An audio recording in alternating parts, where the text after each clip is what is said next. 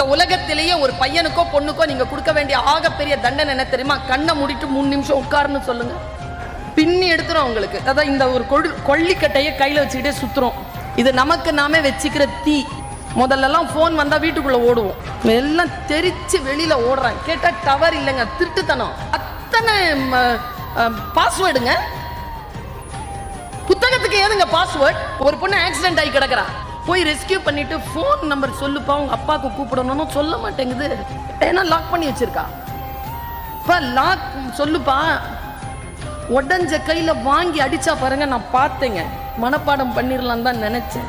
இந்த மயங்கி இங்க விழுந்துருச்சுன்னா அடுத்து மறுபடியும் கூப்பிடணும்ல. இந்த சூன்யா வைக்கிறவங்க ஒரு சக்கரம் வைப்பாங்க தெரியுமா? அப்படி ஒரு ஸ்டார் போட்டு ஒரு W போட்டு அதுல ஒரு Z போட்டு T போட்டு எங்கேயோ சுழிச்சு ஒரு புள்ளி வச்சா திறக்குது. அதான் சொன்னேன், இனி ஜாதகத்தெல்லாம் மாத்திக்காதீங்க. அந்த பொண்ணு போன் உங்ககிட்ட ஒரு 3 நாள் இருக்கட்டும், உங்க போன் அந்த பையன் கிட்ட ஒரு 3 நாள் இருக்கட்டும், கல்யாணம் நடந்துரும்.